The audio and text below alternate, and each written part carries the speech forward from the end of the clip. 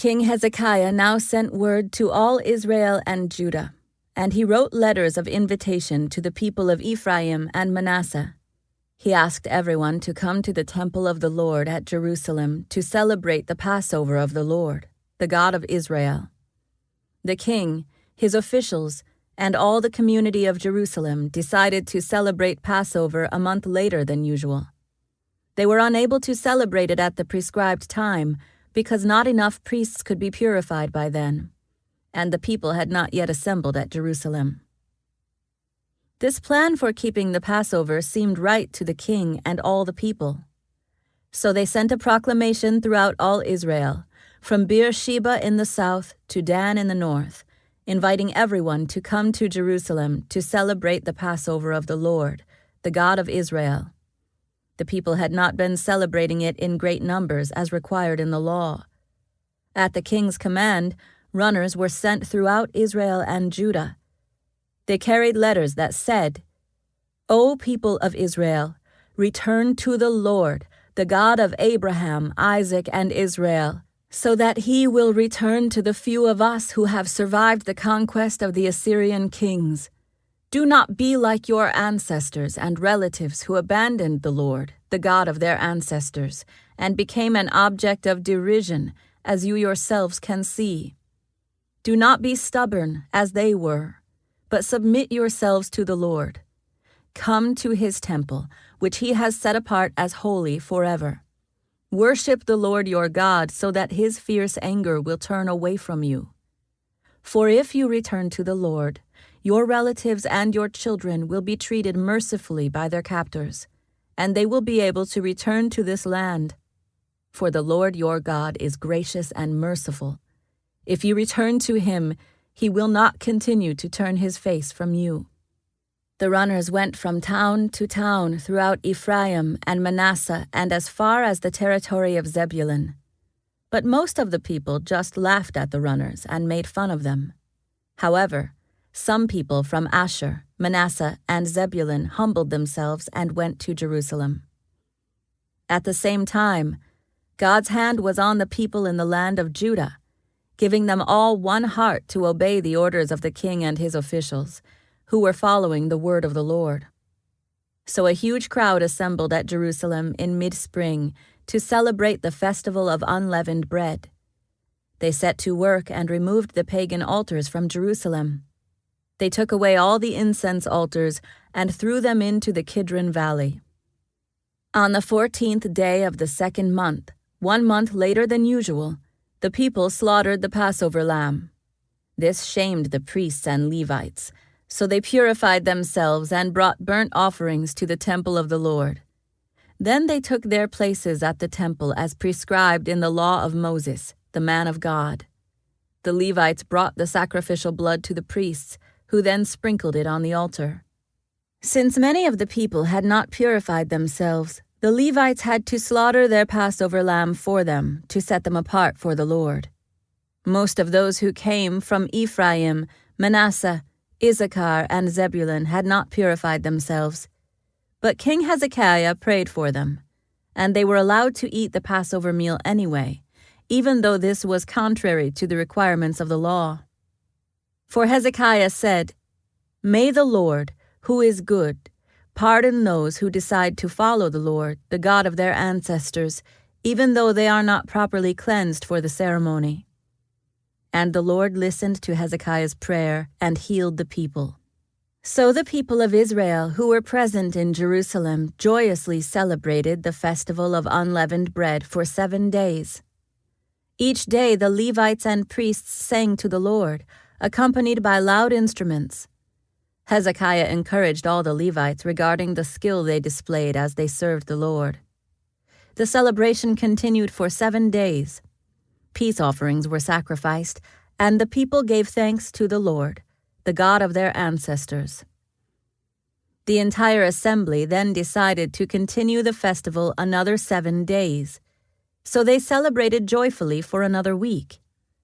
King Hezekiah gave the people 1,000 bulls and 7,000 sheep and goats for offerings, and the officials donated 1,000 bulls and 10,000 sheep and goats.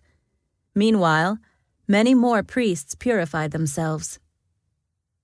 The entire assembly of Judah rejoiced, including the priests, the Levites, all who came from the land of Israel, the foreigners who came to the festival, and all those who lived in Judah. There was great joy in the city, for Jerusalem had not seen a celebration like this one since the days of Solomon, King David's son. Then the priests and Levites stood and blessed the people, and God heard their prayer from his holy dwelling in heaven.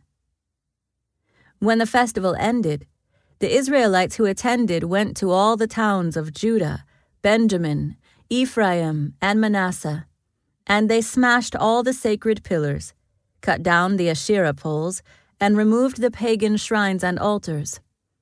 After this, the Israelites returned to their own towns and homes.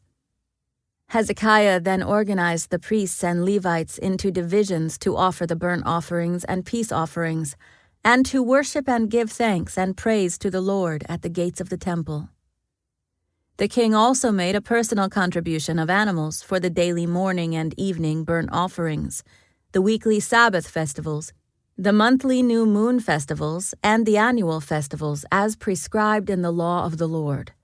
In addition, he required the people in Jerusalem to bring a portion of their goods to the priests and Levites, so they could devote themselves fully to the law of the Lord. When the people of Israel heard these requirements, they responded generously by bringing the first share of their grain, new wine, olive oil, honey, and all the produce of their fields. They brought a large quantity, a tithe of all they produced. The people who had moved to Judah from Israel and the people of Judah themselves brought in the tithes of their cattle, sheep, and goats, and a tithe of the things that had been dedicated to the Lord their God, and they piled them up in great heaps.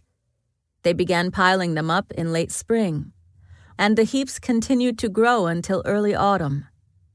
When Hezekiah and his officials came and saw these huge piles, they thanked the Lord and his people Israel. "Where did all this come from?"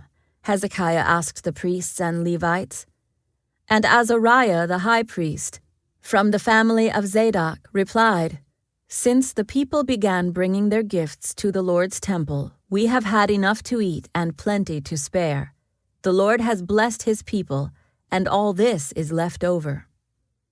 Hezekiah ordered that storerooms be prepared in the temple of the Lord. When this was done, the people faithfully brought all the gifts, tithes, and other items dedicated for use in the temple. Conaniah the Levite was put in charge, assisted by his brother Shimei. The supervisors under them were Jehiel, Azaziah, Nahath, Asahel, Jeremoth, Jozabad, Eliel, Ismachiah, Mahath, and Benaiah. These appointments were made by King Hezekiah and Azariah, the chief official in the temple of God.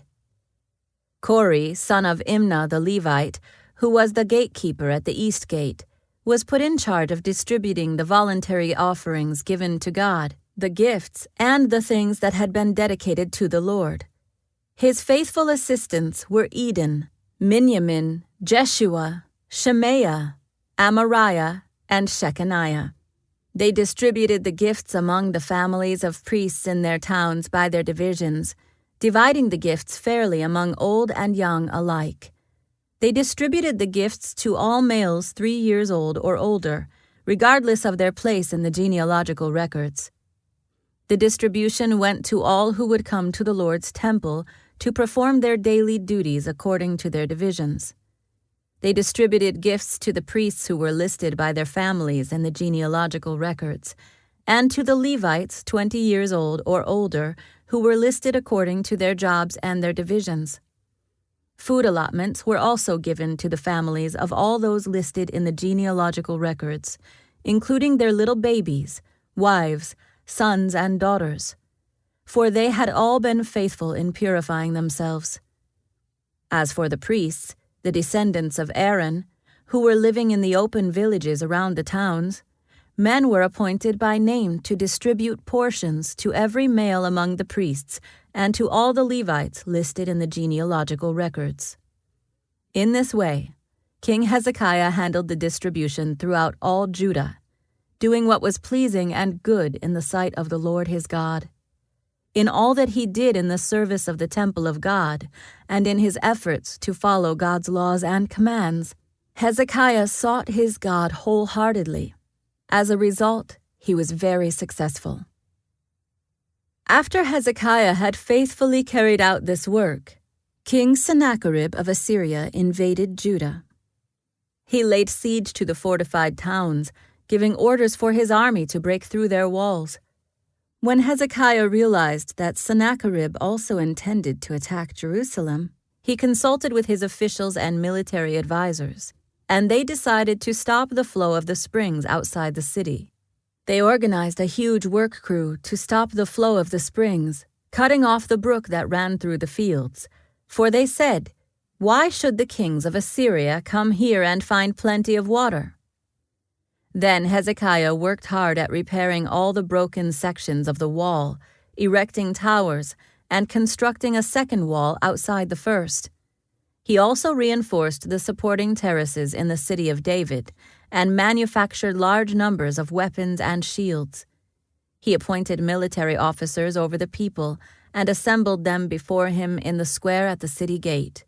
Then Hezekiah encouraged them by saying, "Be strong and courageous. Don't be afraid or discouraged because of the king of Assyria or his mighty army, for there is a power far greater on our side.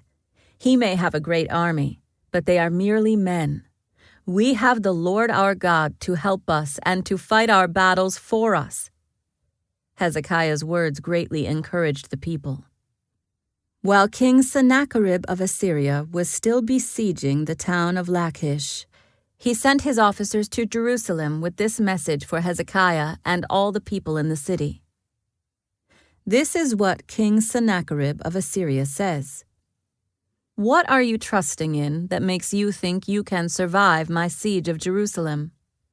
Hezekiah has said, 'The Lord our God will rescue us from the king of Assyria.' Surely Hezekiah is misleading you, sentencing you to death by famine and thirst. Don't you realize that Hezekiah is the very person who destroyed all the Lord's shrines and altars? He commanded Judah and Jerusalem to worship only at the altar at the temple and to offer sacrifices on it alone. Surely you must realize what I and the other kings of Assyria before me have done to all the people of the earth. Were any of the gods of those nations able to rescue their people from my power? Which of their gods was able to rescue its people from the destructive power of my predecessors? What makes you think your God can rescue you from me? Don't let Hezekiah deceive you. Don't let him fool you like this. I say it again. No God of any nation or kingdom has ever yet been able to rescue his people from me or my ancestors. How much less will your God rescue you from my power?" And Sennacherib's officers further mocked the Lord God and his servant Hezekiah, heaping insult upon insult. The king also sent letters scorning the Lord, the God of Israel. He wrote, "Just as the gods of all the other nations failed to rescue their people from my power, so the God of Hezekiah will also fail." The Assyrian officials who brought the letters shouted this in Hebrew to the people gathered on the walls of the city, trying to terrify them so it would be easier to capture the city. These officers talked about the God of Jerusalem as though he were one of the pagan gods made by human hands. Then King Hezekiah and the prophet Isaiah, son of Amoz, cried out in prayer to God in heaven. And the Lord sent an angel who destroyed the Assyrian army with all its commanders and officers. So Sennacherib was forced to return home in disgrace to his own land. And when he entered the temple of his God, some of his own sons killed him there with a sword. That is how the Lord rescued Hezekiah and the people of Jerusalem from King Sennacherib of Assyria and from all the others who threatened them. So there was peace throughout the land. From then on, King Hezekiah became highly respected among all the surrounding nations, and many gifts for the Lord arrived at Jerusalem. with valuable presents for King Hezekiah too. About that time Hezekiah became deathly ill. He prayed to the Lord, who healed him and gave him a miraculous sign. But Hezekiah did not respond appropriately to the kindness shown him, and he became proud. So the Lord's anger came against him and against Judah and Jerusalem. Then Hezekiah humbled himself and repented of his pride, as did the people of Jerusalem. So the Lord's anger did not fall on them during Hezekiah's lifetime. Hezekiah was very wealthy and highly honored. He built special treasury buildings for his silver, gold, precious stones, and spices, and for his shields and other valuable items. He also constructed many storehouses for his grain, new wine, and olive oil. And he made many stalls for his cattle and pens for his flocks of sheep and goats. He built many towns and acquired vast flocks and herds, for God had given him great wealth. He blocked up the upper spring of Gihon and brought the water down through a tunnel to the west side of the city of David. And so he succeeded in everything he did. However, when ambassadors arrived from Babylon to ask about the remarkable events that had taken place in the land, God withdrew from Hezekiah in order to test him and to see what was really in his heart. The rest of the events in Hezekiah's reign and his acts of devotion are recorded in the vision of the prophet Isaiah, son of Amoz, which is included in the book of the kings of Judah and Israel. When Hezekiah died, he was buried in the upper area of the royal cemetery, and all Judah and Jerusalem honored him at his death. And his son Manasseh became the next king.